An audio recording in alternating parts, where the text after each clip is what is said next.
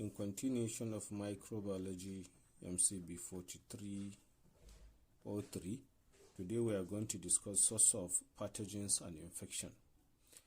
Almost all infections caused by microorganisms is related to either virus, bacteria, fungi, or parasite.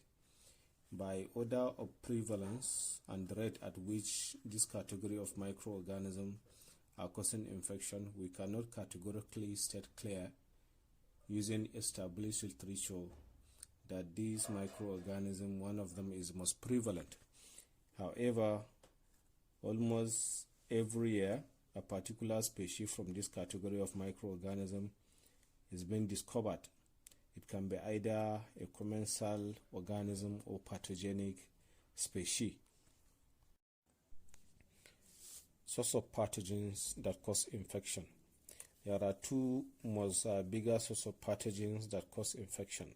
One is exogenous or outside source of pathogen, which these pathogens include Clostridium tetani, Vibrio cholerae, Bacillus anthracis, Klebsiella pneumoniae, Escherichia coli, and other respective organisms. They can be either viruses, they can be fungi, and parasite. Now, the second part is the endogenous source of pathogen. The endogenous source of pathogens are pathogens residing within the human body or the host that gain the opportunity to cause infection in the human body. One, we can take example of bacterial vaginosis. Bacterial vaginosis is an infection that causes because of migration of microorganisms through the genitals, and these may include bacteriuria or urinary tract infection and other infection, especially candidiasis or yeast infection.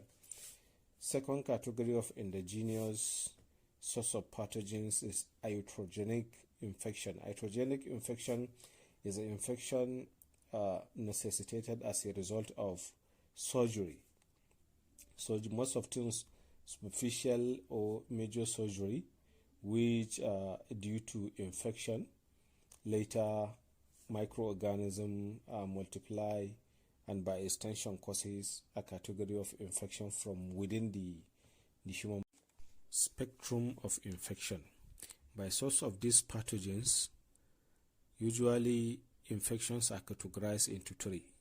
One, opportunistic infection, which is usually caused as a result of poor immunity due to some certain sedentary activity or day-to-day form of life of individual human beings.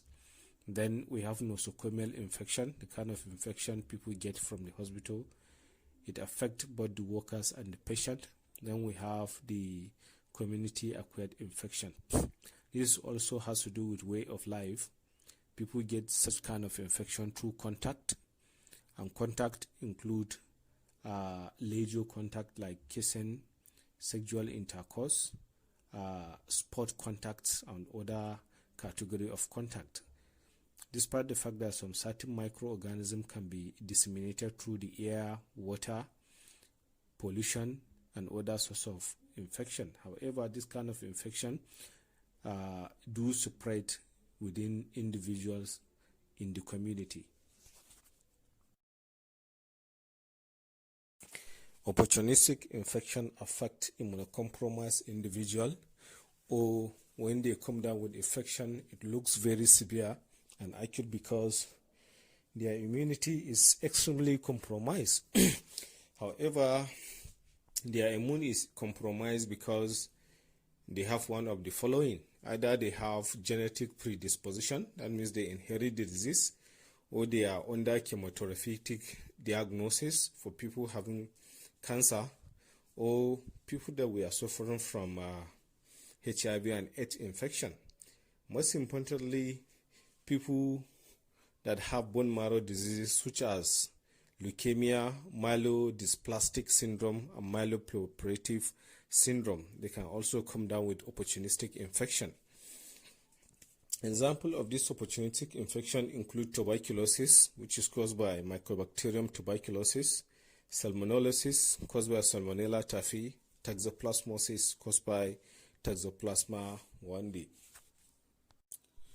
Nosocomial infection is also called hospital infection.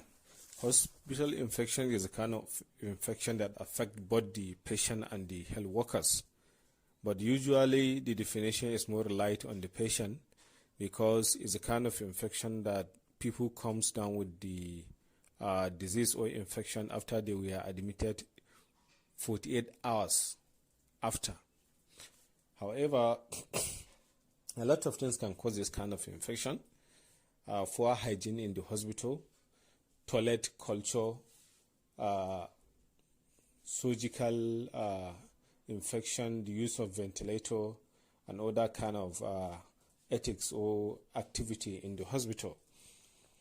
Example of this kind of infection include central line associated bloodstream infection, which is also called the CLABSI, then catheter associated urinary tract infection, which is also called the CAUTI, then the ventilator associated pneumonia, which is called the VAV, then the surgical site infection. In the case of surgical site infection, people that usually go through superficial or major surgery, they can come down with surgical site infection. People that were placed under ventilator, they can come down with pneumonia, most especially people that use the ventilator more than 48 hours. Microorganisms related to pneumonia, such as Klebsiella pneumonia, and community-acquired infection is a kind of infection where the etiological agent or the microorganism that cause the infection didn't come from either the hospital or they did not affect opportunistic or immunocompromised individuals.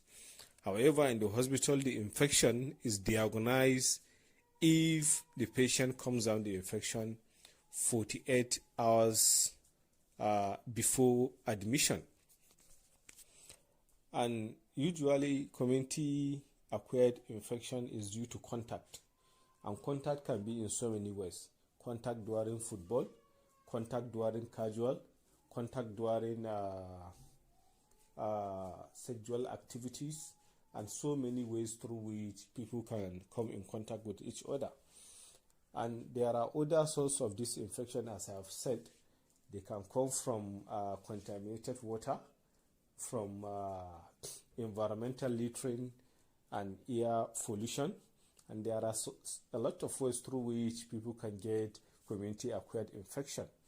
Example of this community-acquired infection include meningitis, HIV/AIDS, and other viral infection. The most prominent you can hear about is the recent coronavirus infection, even the Ebola virus, and the most current monkeypox infection.